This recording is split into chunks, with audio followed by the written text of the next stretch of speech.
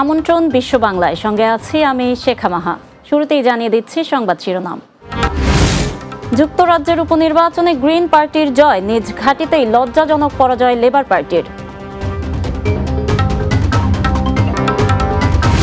পূর্ব লন্ডনের ব্রিকলেন জামে মসজিদ কর্তৃপক্ষের উদ্যোগে ইফতার মাহফিল, সাংবাদিক সহ প্রবাসী বাংলাদেশিদের মিলন মেলা। এবং বাংলাদেশিদের জন্য অভিবাসী ভিসা স্থগিত করল যুক্তরাষ্ট্র, তবে ভিজিটর ভিসার জন্য স্থগিতাদেশ প্রযোজ্য নয়।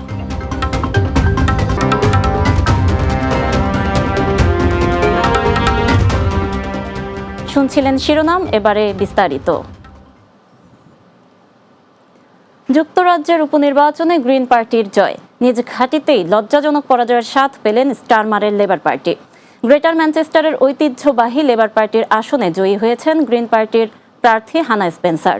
গেল শুক্রবার অনুষ্ঠিত গর্টন অ্যান্ড ডেন্টন উপনির্বাচনে 40.7% ভোট পেয়ে জয়ী হয় তিনি। প্রায় 100 বছর ধরে লেবার পার্টির একচ্ছত্র আধিপত্য থাকা এই আসনে এমন ফলাফল বড় ধরনের রাজনৈতিক সংকেত হিসেবে দেখা হচ্ছে। স্টারমার নিজেই প্রচারণায় অংশ নিয়েছিলেন, যদিও সাধারণত ব্রিটিশ নেতারা হারের ঝুঁকি থাকলে স্থানীয় উপনির্বাচনে সরাসরি যান না। এই জয় গ্রিন পার্টির জন্য ঐতিহাসিক। প্রথমবার তারা ইংল্যান্ডের উত্তরাঞ্চলের সংসদীয় আসনে জয়লাভ করেছে। এর ফলে হাউস অব কমন্সে দলটির আসন সংখ্যা বেড়ে দাঁড়ালো 5টি।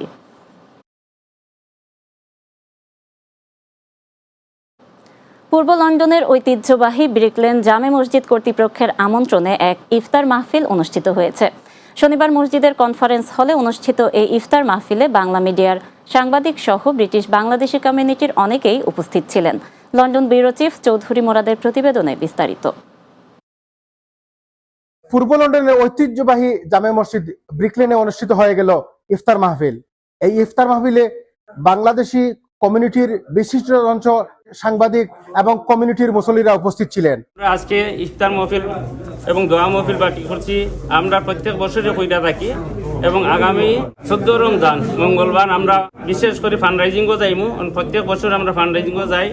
আমরা মসজিদ লাগি আপনার মুক্ত হস্তে দান করবা এবং আমরা বাঙালির ফান্ড কেন্দ্র ব্রিকলেন জামে মসজিদ, যাতে আপনারা সাহায্য সহযোগিতা চলতে কমিউনিটির ব্যক্তিবর্গ আজকে আমরা ইফতার মাহফিল করছি।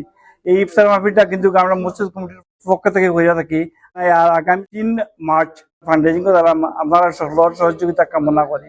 1976 এটা মসজিদটা হয়েছিল, যে মসজিদের যে কমিটি আছে তাদের ধন্যবাদ জানাই, সুন্দরভাবে যে চালিয়ে যারা মসজিদটা।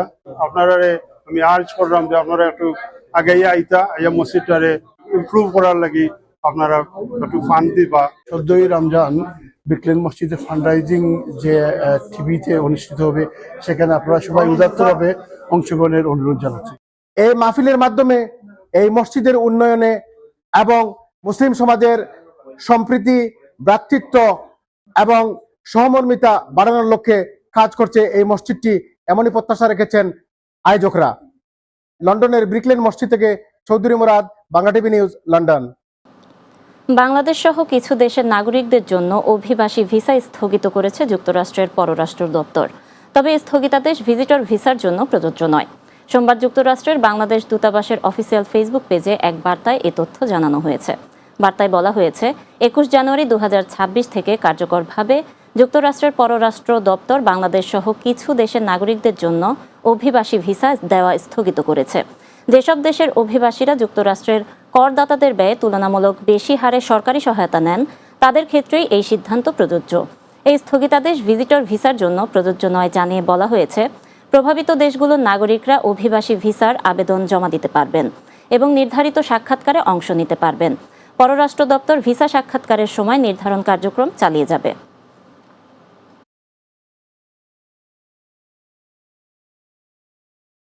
এবার বাংলাদেশের খবর। রাজধানীর গণপরিবহন ব্যবস্থায় দ্রুত দৃশ্যমান পরিবর্তন আনতে 180 দিনের একটি কর্মসূচিকে অগ্রাধিকার দেওয়া হচ্ছে বলে জানিয়েছে বাংলাদেশ প্রকৌশল বিশ্ববিদ্যালয়ের অধ্যাপক ও যোগাযোগ বিশেষজ্ঞ শামসুল হক। সোমবার বাংলাদেশ সচিবালয়ে প্রধানমন্ত্রী তারেক রহমানের সঙ্গে বৈঠক শেষে তিনি এ তথ্য জানান। শামসুল হক বলেন, প্রাথমিক এই কর্মসূচির মূল লক্ষ্য হবে গণপরিবহনকে সুশৃঙ্খল করা এবং নারীদের জন্য নিরাপদ ও আবেদন সৃষ্টিকারী বাস সেবা চালু করা। নারীদের জন্য বিশেষায়িত বাস, যেখানে নারী চালক নিয়োগের বিষয়টিও বিবেচনায় রয়েছে, তা দ্রুত চালুর বিষয়ে আগ্রহ দেখানো হয়েছে।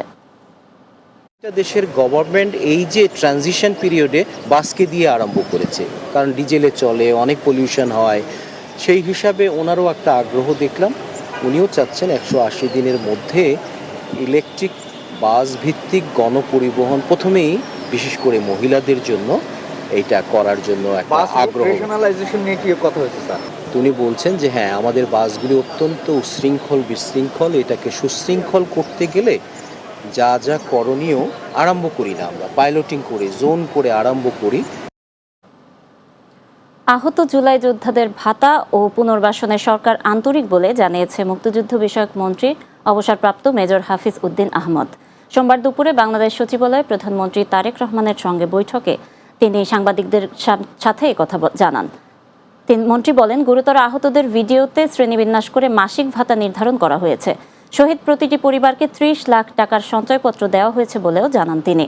এছাড়া জুলাইয়ের যোদ্ধাদের কল্যাণের বিষয়ে প্রধানমন্ত্রী অত্যন্ত সচেতন বলে জানান মন্ত্রী।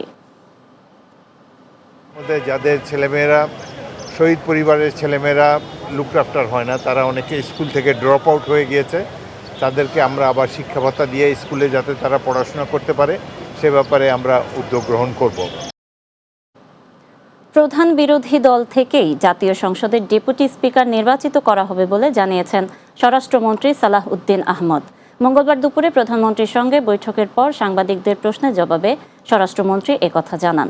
তিনি জানান, এই বিষয়ে প্রধান বিরোধী দলকে প্রার্থী ঠিক করার জন্য সরকারের পক্ষ থেকে মৌখিকভাবে প্রস্তাব দেওয়া হয়েছে। স্বরাষ্ট্রমন্ত্রী আরও বলেন, জুলাই জাতীয় সনদের প্রতি সম্মান রেখে এবং রাজনৈতিক সমঝোতার দলিল হিসেবে ঐকমত্যের ভিত্তিতে এর বাস্তবায়ন এখন থেকে শুরু করতে চায় সরকার। না, আমরা আমাদের দলের পক্ষ থেকে প্রধান বিরোধী দলকে আমরা মৌখিকভাবে আমরা সাক্ষাতে তাদেরকে অফার করেছি তারা যেন ডেপুটি স্পিকার তারা ঠিক করেন এবং সেটা সংসদে স্পিকার নির্বাচনের দিন একই সাথে নির্বাচিত হতে পারে। বাংলাদেশ ও ভারতের মধ্যে বিদ্যমান দ্বিপক্ষীয় বাণিজ্যিক সম্পর্ক আরও সুদৃঢ় ও গতিশীল করা হবে বলে জানিয়েছেন বাণিজ্য মন্ত্রী খন্দকার আব্দুল মুক্তাদির। সোমবার দুপুরে সচিবালয়ে ভারতের হাই কমিশনার প্রণয় ভার্মার সঙ্গে সৌজন্য সাক্ষাৎ শেষে সাংবাদিকদের বাণিজ্য মন্ত্রী একথা জানান। মন্ত্রী বলেন, ভারতের সাবরুমে নির্মিত নতুন ল্যান্ড পোর্ট বা বন্দর অবকাঠামো ব্যবহারের বিষয়ে ভারতের পক্ষ থেকে আগ্রহ প্রকাশ করা হয়েছে। এছাড়া বেনাপোল সহ অন্যান্য স্থলবন্দরের কার্যক্রম আরও গতিশীল করার বিষয়েও সাধারণ আলোচনা হয়েছে। প্রণয় ভার্মা বলেন, দুই দেশের মধ্যে শক্তিশালী বাণিজ্যিক সম্পর্ক রয়েছে। বাণিজ্য, অর্থনীতি ও জনমুখী সব বিষয়ে নতুন সরকারের সঙ্গে ঘনিষ্ঠভাবে কাজ করতে ভারত আগ্রহী বলে জানান তিনি। We have a very strong trade, economic and business relationship between our two countries. Bangladesh ভারতের মধ্যে শক্তিশালী বাণিজ্যিক, অর্থনৈতিক ও ব্যবসায়িক সম্পর্ক রয়েছে। ভৌগোলিক নৈকট্যকে নতুন অর্থনৈতিক সুযোগে রূপান্তর করা সম্ভব। Range of sectors between the two countries. Land বর্ডারগুলি পর্যায়ক্রমে খুলে দেয়া, তারপরে নতুনভাবে ল্যান্ড বর্ডার একটা তারা অবকাঠামো তৈরি করেছেন সাবরুমে, সেটার বিষয়ে আমরা আমাদের পক্ষ থেকে উদ্যোগ নেওয়ার আহ্বান জানিয়েছেন। বিশ্ব বাংলা নিচ্ছি বিরতি, ফিরে এসে অন্যান্য সংবাদের সাথে আরও যা থাকছে। বাহরাইনে ইরানের ক্ষেপণাস্ত্র হামলায় এক বাংলাদেশি শ্রমিক নিহত। মধ্যপ্রাচ্য জুড়ে বিরাজ করছে উত্তেজনা। প্রবাসীদের নিরাপদ স্থানে থাকার পরামর্শ।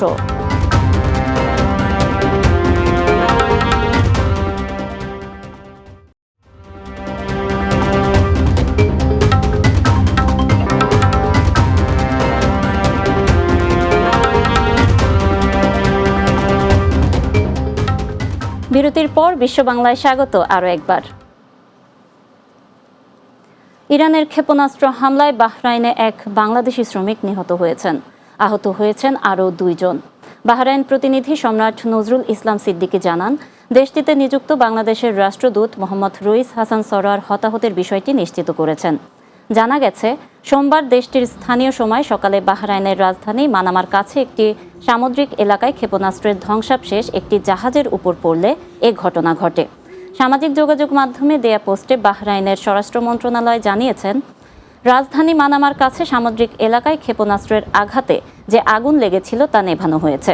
মোহাম্মদ তারেকের বাড়ি চট্টগ্রামের সন্দ্বীপ উপজেলার আজিমপুর ইউনিয়নে। সোমবার ভোরে বাহরাইনে একটি ড্রাই ডক শিপইয়ার্ডে ডিউটিকালীন সময়ে এ হামলার ঘটনা ঘটে। এর আগে গতকাল সংযুক্ত আরব আমিরাতের আজমানে সিলেটের বড় লেখার বাসিন্দা সালেহ আহমেদ মারা যান।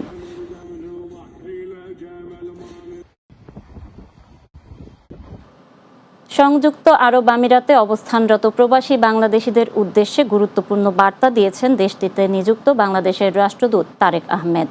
মধ্যপ্রাচ্যে চলমান যুদ্ধ পরিস্থিতিতে সবাইকে সতর্ক ও নিরাপদ থাকার আহ্বান জানিয়েছেন তিনি।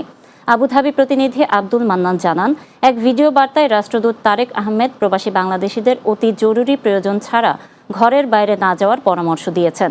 তিনি বলেন, সবাই যেন নিরাপদ অবস্থানে থাকেন। রাষ্ট্রদূত প্রবাসীদের গুরুত্বপূর্ণ কাগজপত্র, বিশেষ করে পাসপোর্ট, পর্যাপ্ত নগদ দিরহাম, শুকনো খাবার ও বিশুদ্ধ পানি হাতের কাছে রাখার আহ্বান জানান। তিনি আরও জানান, দূতাবাস পরিস্থিতি পর্যবেক্ষণ করছে এবং প্রবাসীদের যে কোনো প্রয়োজনে সহায়তা প্রদান করা হবে। সবাই নিরাপদ অবস্থানে থাকুন।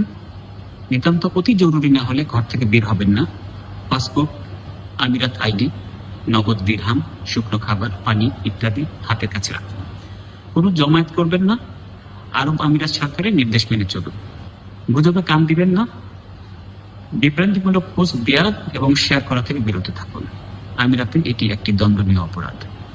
আপনাদের যে কোনো প্রয়োজনে আমাদের সাথে যোগাযোগ করুন। বাংলাদেশ সরকার এবং দূতাবাস ও কনসুলেটের সকল সদস্য আপনাদের পাশে আছে। সৌদি আরবের জেদ্দায় বৃহত্তর চট্টগ্রাম সমিতির উদ্যোগে এক বর্ণাঢ্য সেহেরি, দোয়া মাহফিল ও কোরআন প্রতিযোগিতা অনুষ্ঠিত হয়েছে।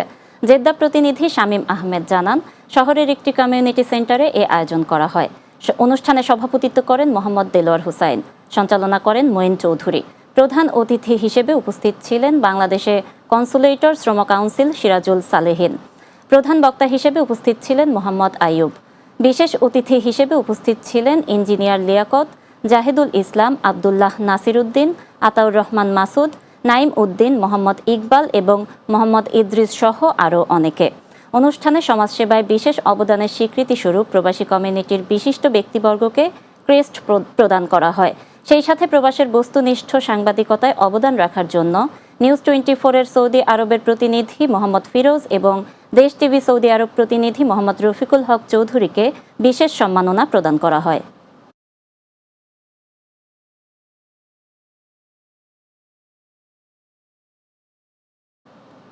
এবার আন্তর্জাতিক প্রসঙ্গ। ইরানে যুক্তরাষ্ট্র ও ইসরায়েলের হামলা অব্যাহত রয়েছে। পাল্টা জবাবে ইরান ও ইরান সমর্থিত গোষ্ঠীগুলোর ক্ষেপণাস্ত্র হামলায় মধ্যপ্রাচ্যের যুদ্ধ আরও ছড়িয়ে পড়েছে। খামেনির মৃত্যুর পর মার্কিন প্রেসিডেন্ট ডোনাল্ড ট্রাম্প নতুন নেতৃত্বের সঙ্গে আলোচনার পথ খোলা রাখার ইঙ্গিত দিলেও সামরিক অভিযান বন্ধের কোনো কথা বলেননি। এক ভিডিও বার্তায় ট্রাম্প বলেন, পুরোদমে অভিযান চলছে এবং লক্ষ্য অর্জিত না হওয়া পর্যন্ত এটি চলবে।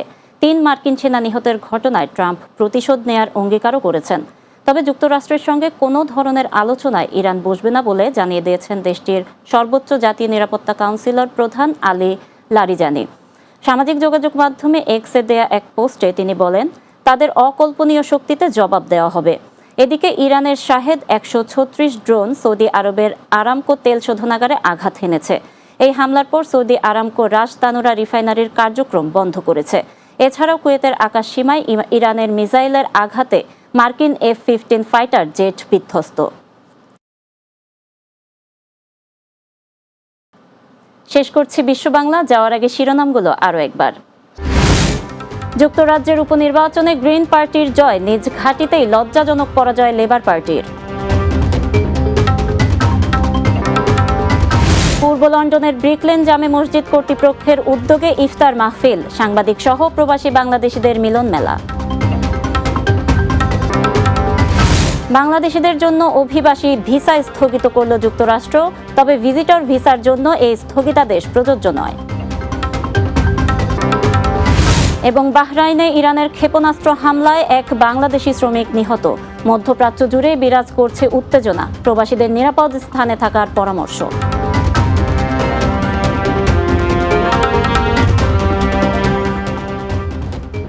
এই ছিল বিশ্ব বাংলায়। এতক্ষণ সঙ্গে থাকার জন্য ধন্যবাদ সবাইকে।